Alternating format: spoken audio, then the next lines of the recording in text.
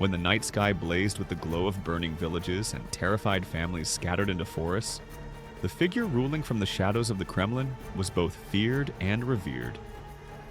Ivan IV, remembered across the world as Ivan the Terrible, remains one of history's most complex rulers. His reign shaped Russia into a centralized empire, yet he carved that empire with terror. He was not merely a tyrant, nor simply a visionary, but a volatile union of both. To understand how Russia became a land defined by immense centralized power and an unyielding throne, one must enter the world shaped by his fire and fury, a childhood of shadows and suspicion. Ivan's life began in turbulence, and from the earliest years, the seeds of his later cruelty were planted. Born into the ruling Rurik dynasty in 1530, he was only 3 years old when his father, Grand Prince Vasily III, died. The responsibility of ruling passed to Ivan's mother, Elena Glinskaya, who attempted to maintain power and protect her son. But her rule was short-lived, ending abruptly when she died under circumstances widely believed to be poisoning. Ivan and his younger brother were left alone in a court, tearing itself apart. The boyars, the powerful aristocratic families of Russia, seized the opportunity to take control. For young Ivan, the royal palace was not a sanctuary, but a battleground of greed.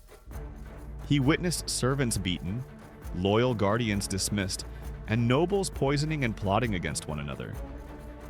Some accounts describe how the boyars ignored him, starved him, or mocked him. Others suggest he was forced to watch the violent punishments of rivals. In such an environment, affection was rare and trust was dangerous.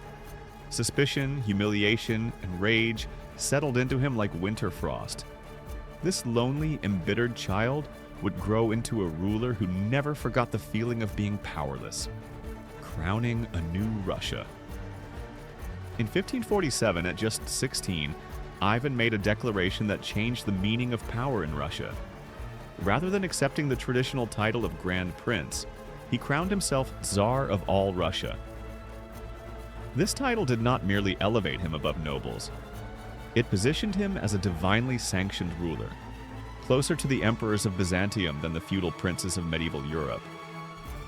With this coronation, Ivan signaled that authority flowed from God through him alone, and that any challenge to his rule was not simply treason, it was sacrilege. For a time, the young Tsar showed promise. His early rule was marked by hopeful reform and genuine attempts to strengthen the state. He oversaw the creation of a unified legal code designed to restrain corruption and provide justice. He established a standing army, reducing the power of private noble militias. He expanded Russia's borders, especially through the conquest of Kazan and Astrakhan, bringing new lands and diverse people under Moscow's control. He welcomed church councils and advisors, pushing Russia toward becoming a centralized power rather than a cluster of warring regions. At his side throughout these years was his first wife, Anastasia Romanovna, whose steady presence softened his darker impulses. Under her influence, Ivan seemed capable of ruling with reason as well as authority. The death that turned, promise to terror. This era of stability shattered when Anastasia fell ill and died in 1560. Ivan was overwhelmed with grief, but that grief quickly transformed into something more destructive. He became convinced that she had been poisoned, and that the boyars, whom he had always distrusted, were responsible.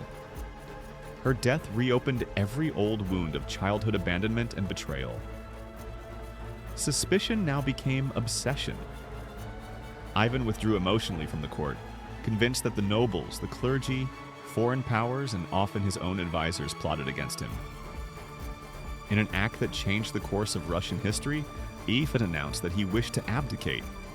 But soon he agreed to remain on the throne under one condition. He would be granted absolute authority over a new domain separate from the traditional state. This territory, known as the Oprichnina, would be governed solely by him. To enforce his will, he created the Oprichniki, a personal guard and secret police loyal only to him. The Oprichnina and the Reign of Fear. The Oprichniki were not merely soldiers, they were symbols of dread. Dressed in black, riding black horses, they roamed the countryside like executioners of the Tsar's suspicion. They carried dog heads to signify their duty to sniff out treason and broomsticks to sweep away disloyalty. Their arrival in a town meant fear, seizures of land, public torture, and death. They operated without legal restraint, acting as both judge and executioner. Ivan's enemies were not merely punished, they were made examples of. Entire noble families were exiled, imprisoned, or executed. Estates were confiscated, peasants were relocated, and communities dissolved. His goal was not only to remove rivals, but to break the very idea that any force could challenge the Tsar's authority. Terror became government strategy. Power was consolidated through devastation. No event illustrates this more painfully than the massacre of Novgorod in 1570. Ivan became convinced, perhaps without reason, that the city was planning to betray him. For days, his forces flooded the city with violence. Thousands were drowned in the freezing Volkhov River, beaten to death, burned alive, or left to die from exposure. Churches were looted, homes destroyed, and the city was left nearly empty. The smoke of Novgorod's destruction rose like a warning to every corner of Russia. Loyalty was survival. Doubt was death. The tragedy of the heir. By the 1580s, Ivan's paranoia had progressed to the point that even his own family lived in fear. His eldest son, also named Ivan, was strong-willed and often argued with his father over matters of governance. In 1581, during one of these arguments, Ivan struck his son with the heavy staff he carried. The blow proved fatal. When the young man collapsed, Ivan was seized by horror and grief. Witnesses described the Tsar weeping and begging his son for forgiveness as the heir died in his arms. The scene became immortalized in art and memory, a symbol of a ruler consumed by his own violence. With the death of his heir, Ivan not only destroyed his family's future, but weakened the stability of the state. The throne would never fully recover. The end of the Tsar and the beginning of his shadow. Ivan died in 1584, leaving behind a country deeply scarred. Villages had been depopulated, fields abandoned, trade disrupted, and trust shattered. Yet, even amidst this devastation, something enduring had been forged. The boyars, once powerful enough to challenge rulers, were permanently weakened. The concept of absolute Tsarist authority had become reality. Ivan's successors would inherit a Russia in turmoil, but they would also inherit a throne stronger than it had ever been. Ivan's legacy remains conflicted. In Russian, the word Grozny does not simply mean terrible. It means formidable, awe-inspiring, capable of commanding fear and reverence. To some historians, Ivan was the architect of Russian unity and statehood. To others, he was a tyrant who drenched his nation in blood. Both interpretations are true. Ivan was a ruler forged by betrayal, driven by fear, capable of both grand ambition and unimaginable cruelty. He shaped Russia not only through reform or conquest, but through the darkness of his own wounds. His reign teaches a lesson still relevant today.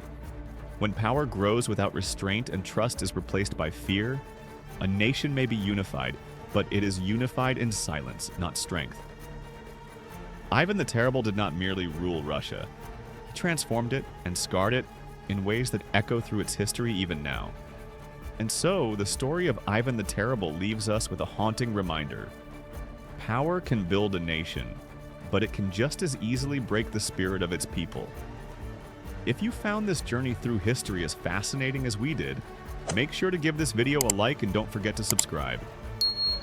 Thank you for watching, and until next time, remember, history is never just the past. It's the story of how we became who we are.